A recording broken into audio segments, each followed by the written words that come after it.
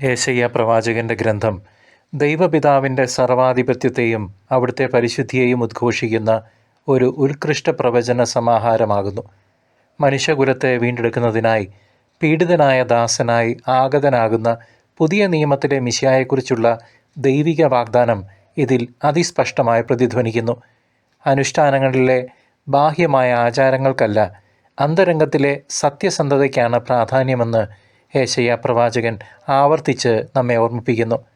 ആത്മീയ അന്ധതയും സ്വയം പര്യാപ്തതയും മനുഷ്യനെ അധപതനത്തിലേക്ക് നയിക്കുന്നുവെന്നും ദൈവത്തിൻ്റെ വഴികൾ നമ്മുടേതിനേക്കാൾ അത്യുന്നതങ്ങളിലാണെന്നും പ്രവാചകൻ ഓർമ്മിപ്പിക്കുന്നു. നീതി പുനഃസ്ഥാപിതമാകുന്ന ഒരു നവലോക സൃഷ്ടിയുടെ പ്രത്യാശ വിശ്വാസികളെ ദൈവത്തിലേക്ക് തിരിച്ചു വിളിക്കുമ്പോൾ കർത്താവിനെ പരിത്യജിക്കുന്നവർക്ക് മുന്നിൽ കണിശമായ താക്കീതും മുഴങ്ങുന്നു. വരാനിരിക്കുന്ന കാലത്തെ നേരിടുവാൻ ഹൃദയത്തിൽ നിന്നുള്ള യഥാർത്ഥ പശ്ചാത്താപമാണ് ദൈവം നമ്മിൽ നിന്ന് ആവശ്യപ്പെടുന്നത്. സഹോദരങ്ങളെ, ക്രിസ്തുവിൻ്റെ ആഗമനം ആസന്നമായിരിക്കുന്നു. നാം എല്ലാവരും ജാഗ്രതയോടെയും ഒരുക്കത്തോടെയും ഇരിക്കേണ്ട സമയമാണിത്. കർത്താവെ, ജീവൻ നൽകുന്ന അങ്ങയുടെ വചനങ്ങളിലൂടെ ഞങ്ങളെ ജ്ഞാനം നൽകി നിറയ്ക്കണമേ. ഇതാ ഞങ്ങൾ സന്നദ്ധരായിരിക്കുന്നു.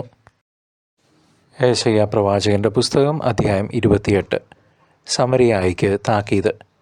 എഫ്രായിമിലെ മദ്യപന്മാരുടെ ഗർവിഷ്ഠ കിരീടത്തിനും മതോന്മത്തരുടെ സമ്പന്നമായ താഴ്വരയുടെ ശിരസിൽ അണിഞ്ഞിരിക്കുന്ന മഹത്തായ സൗന്ദര്യത്തിൻ്റെ വാടിക്കൊഴിയുന്ന പുഷ്പത്തിനും ദുരിതം. ഇതാ കർത്താവിൻ്റെ കരുത്തനായ യോദ്ധാവ്. കന്മഴക്കാറ്റുപോലെ, നാശം വിതയ്ക്കുന്ന കൊടുങ്കാറ്റുപോലെ, കൂലം തകർത്തൊഴുകുന്ന മലവെള്ളം പോലെ ഒരുവൻ. അവൻ അവരെ എഫ്രായിമിലെ നിലത്ത് ഊക്കോടെ വലിച്ചെറിയും. മതോന്മത്തരുടെ കിരീടം നിലത്തിട്ട് ചവിട്ടും. ഫലപുഷ്ടമായ താഴ്വരയുടെ ശിരസിൽ അതിൻ്റെ മഹത്തായ സൗന്ദര്യത്തിൻ്റെ വാടിക്കൊഴിയുന്ന പുഷ്പം വേനൽക്കാലത്തിന് മുൻപ് ആദ്യം പാകമാകുന്ന അത്തിപ്പഴം പോലെയാണ്. അത് കാണുന്നവൻ ഉടനെ പറിച്ചു തിന്നുന്നു. അന്ന് സൈന്യങ്ങളുടെ കർത്താവ് മഹത്വത്തിൻ്റെ മകുടമായിരിക്കും. തൻ്റെ ജനത്തിൽ അവശേഷിക്കുന്നവർക്ക് അവിടുന്ന് സൗന്ദര്യത്തിൻ്റെ കിരീടമായിരിക്കും. അവിടുന്ന് ന്യായാധിപന് നീതിയുടെ ആത്മാവും നഗര കവാടത്തിങ്കിൽ നിന്ന് ശത്രുവിനെ തുരത്തുന്നവർക്ക് ശക്തിയുമായിരിക്കും. പുരോഹിതന്മാർക്കും പ്രവാചകന്മാർക്കും താക്കീത്. പുരോഹിതന്മാരും പ്രവാചകന്മാരും പോലും വീഞ്ഞു കുടിച്ച് മതിയുന്നു.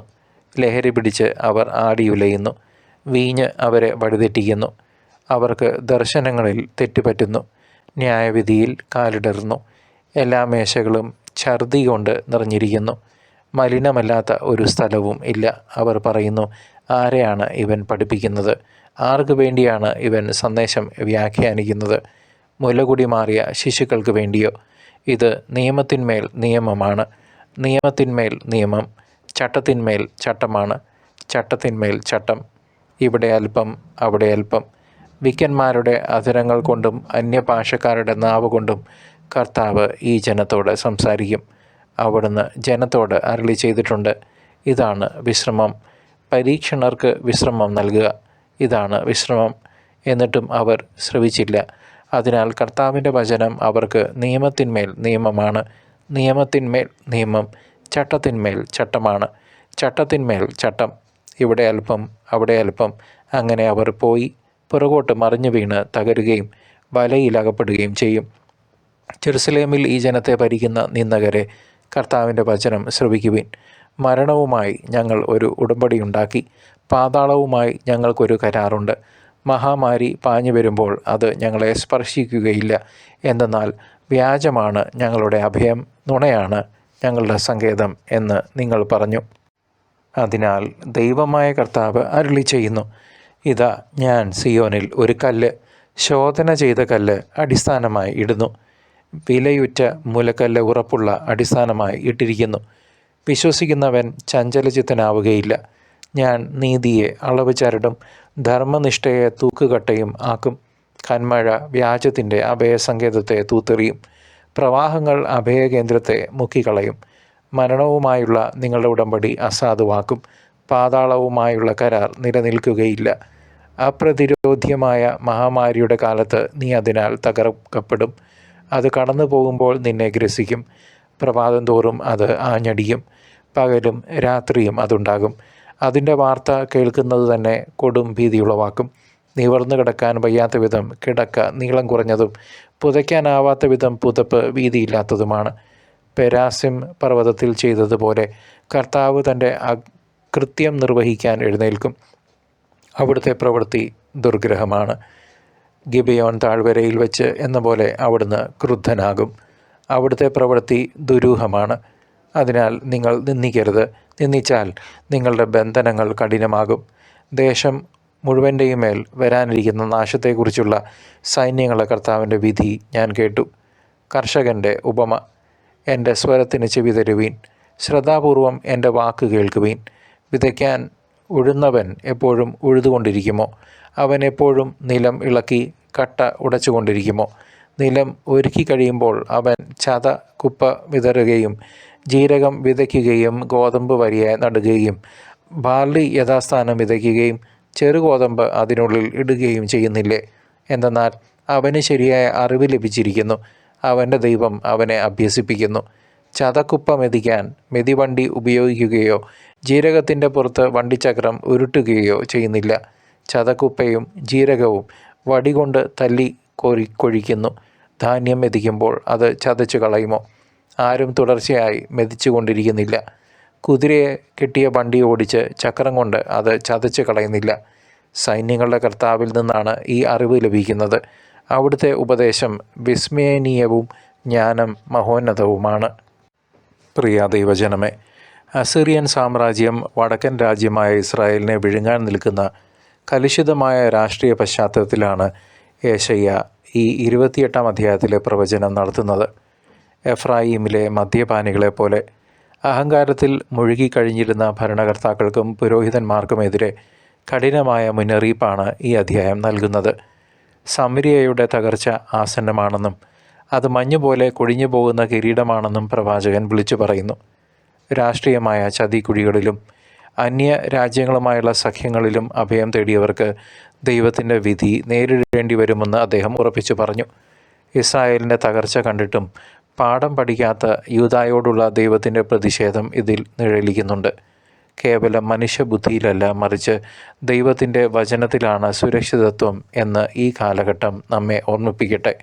സമാധാനത്തിനു വേണ്ടി മരണവുമായി ചെയ്യുന്ന ഭരണാധികാരികളുടെ വിഡ്ഢിത്തത്തെ യേശയ്യ പ്രവാചകൻ ഇവിടെ തുറന്നു കാട്ടുന്നു. ഈ അധ്യായത്തിൽ യേശയ്യ പ്രവാചകൻ്റെ അചഞ്ചലമായ ധൈര്യവും ആത്മീയ തീക്ഷ്ണതയും നമുക്ക് ദർശിക്കാനാകും. പരിഹസിക്കുന്ന ഭരണാധികാരികളുടെയും വഴിതെറ്റിയ പുരോഹിതന്മാരുടെയും മുൻപിൽ ദൈവത്തിൻ്റെ വചനം തരിമ്പും ഭയമില്ലാതെ അദ്ദേഹം പ്രഘോഷിക്കുന്നു. കൽപ്പനമേൽ കൽപ്പന, വരിമേൽ വരി എന്ന് പരിഹാസരൂപേണ സംസാരിക്കുന്നവർക്ക് ദൈവം അന്യഭാഷയിലൂടെ മറുപടി നൽകുമെന്ന് അദ്ദേഹം പ്രവചിക്കുന്നു. ജനത്തെ നേർവഴിക്ക് നടത്താൻ ശ്രമിക്കുമ്പോൾ നേരിടേണ്ടി വന്ന അപമാനങ്ങളും അവഗണനകളും അദ്ദേഹത്തിൻ്റെ ഉള്ളുലച്ചെങ്കിലും ദൈവഹിതത്തിൽ അദ്ദേഹം ഉറച്ചു നിന്നു. സിയോനിൽ ദൈവം സ്ഥാപിക്കുന്ന അമൂല്യമായ മൂലക്കല്ലിനെക്കുറിച്ചുള്ള ദർശനം യേശയ്യായുടെ പ്രത്യാശയുടെ അടയാളമാണ്. വിശ്വസിക്കുന്നവൻ പതറില്ല എന്ന വലിയ സത്യം അദ്ദേഹം തൻ്റെ ജീവിതത്തിലൂടെയും വാക്കുകളിലൂടെയും സാക്ഷ്യപ്പെടുത്തുന്നു. കഷ്ടപ്പാടുകൾക്കിടയിലും ദൈവത്തിൻ്റെ നീതി നടപ്പിലാകുമെന്ന് പ്രഖ്യാപിക്കാൻ പ്രവാചകൻ കാണിച്ച ആർജവം അതുല്യമാണ്.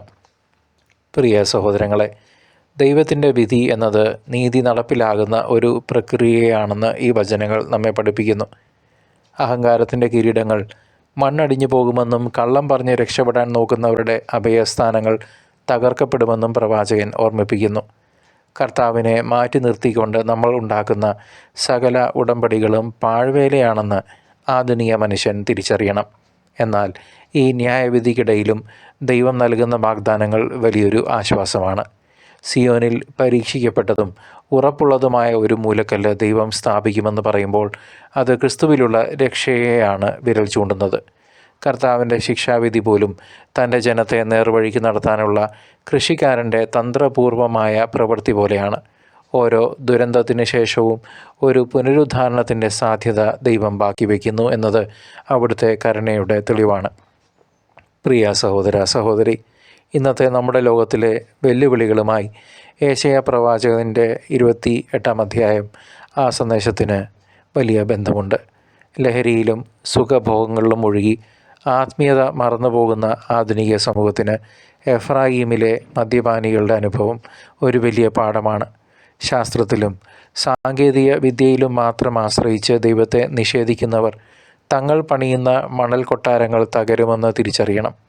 രാഷ്ട്രീയ ലാഭത്തിനായി നീതിയെ ബലി കഴിക്കുന്നവർക്ക് ദൈവത്തിൻ്റെ തൂക്കുനൂലും മട്ടവും മുൻപിൽ കണക്ക് ബോധിപ്പിക്കേണ്ടി വരും. പ്രകൃതിക്ഷോഭങ്ങളും ജീവിതത്തിലെ പ്രതിസന്ധികളും വരുമ്പോൾ ക്രിസ്തുവാകുന്ന മൂലകല്ലിൽ ഉറച്ചു നിൽക്കുന്നവന് മാത്രമേ സമാധാനം ലഭിക്കൂ. ദൈവത്തിൻ്റെ വാക്കിനെ പരിഹസിക്കാതെ അത് വിനയത്തോടെ സ്വീകരിക്കാൻ നാം ഓരോരുത്തരും തയ്യാറാകണം. ഈ ലോകത്തിൻ്റെ താൽക്കാലിക നേട്ടങ്ങൾ മരണവുമായുള്ള ഉടമ്പടി പോലെ വ്യർത്ഥമാണെന്ന് നാം ഗ്രഹിക്കേണ്ട സമയം അതിക്രമിച്ചു കഴിഞ്ഞു. യേശുക്രിസ്തുവിൻ്റെ രണ്ടാം വരവിനെക്കുറിച്ച് ചിന്തിക്കുമ്പോൾ ഈ അധ്യായം വലിയൊരു ജാഗ്രതയുടെ സന്ദേശമാണ് പ്രിയ ദൈവജനമേ നമുക്ക് നൽകുന്നത്. അവിടുന്ന് സ്ഥാപിച്ച മൂലക്കല്ലായ ക്രിസ്തുവിൽ പണിയപ്പെടാത്ത സകലതും അന്ത്യവിധിയുടെ വേളയിൽ തകർന്നു പോകും. കർത്താവിൻ്റെ വരവ് ആസന്നമാണെന്നും ആ ദിവസം നമ്മുടെ പ്രവൃത്തികൾ അഗ്നിയാൽ പരീക്ഷിക്കപ്പെടുമെന്നും നാം ഓർക്കണം. വചനം കേൾക്കാൻ മനസ്സില്ലാതെ ലൗകിക സുഖങ്ങളിൽ ജഡികാസക്തികളിൽ മുഴുകുന്നവർക്ക് ആ ദിവസം അപ്രതീക്ഷിതമായ തകർച്ചയായിരിക്കും. എന്നാൽ പ്രത്യാശയോടെ കാത്തിരിക്കുന്ന വിശ്വാസികൾക്ക് കർത്താവ് ഒരു തേജസ്സുള്ള കിരീടമായി ആ ദിവസം മാറും. വിധി വരുമ്പോൾ ഒളിക്കാൻ ഇടമില്ലാത്തതിനാൽ ഇന്നു മുതലേ വിശുദ്ധിയിലും പ്രാർത്ഥനയിലും ഒരുങ്ങിയിരിക്കാൻ ഈ അധ്യായം നമ്മെ ആഹ്വാനം ചെയ്യുന്നു. ക്രിസ്തുവാകുന്ന പാറയിൽ പണിയപ്പെട്ട ജീവിതം മാത്രമേ നിത്യതയിൽ അവശേഷിക്കൂ എന്ന സത്യം നമുക്ക് ഓരോരുത്തർക്കും മുറുകെ പിടിക്കാം. യെശയ്യാ 28 അധ്യായം നമ്മോട് പറയുന്നത് ദൈവത്തിൻ്റെ ജ്ഞാനത്തിൽ ആശ്രയിക്കാനാണ്. അവിടുത്തെ പ്രവൃത്തികൾ വിചിത്രവും എന്നാൽ നീതിപൂർണവും ആണെന്ന് നാം തിരിച്ചറിയണം. ജീവിതത്തിലെ പ്രതിസന്ധികൾ വരുമ്പോൾ പരിഭ്രമിക്കാതെ കർത്താവിൻ്റെ കരുതലിനായി നമുക്ക് കാത്തിരിക്കാം. അഹങ്കാരം പൂർണ്ണമായി വെടിഞ്ഞ് വിനയത്തോടെ അതിവിനയത്തോടെ ദൈവവചനം സ്വീകരിച്ചാൽ അവിടുന്ന് നമ്മെ ഉന്നതങ്ങളിൽ എത്തിക്കും. നമ്മുടെ കുറവുകളെ നികത്തുന്ന ക്രിസ്തുവാകുന്ന മൂലക്കല്ലിൽ നമുക്ക് പ്രത്യാശ വയ്ക്കാം. കർത്താവിൻ്റെ നീതിയും കരുണയും എന്നും നമ്മുടെ കൂടെ ഉണ്ടാകുമെന്ന് ഉറച്ച് വിശ്വസിക്കുക. ആ ദൈവത്തിൻ്റെ അപാരമായ കൃപയും സമാധാനവും നിങ്ങളുടെ എല്ലാവരുടെയും കൂടെ സദാകാലം ഉണ്ടായിരിക്കട്ടെ. കർത്താവ് നിങ്ങളെ അനുഗ്രഹിക്കട്ടെ. ആമേൻ.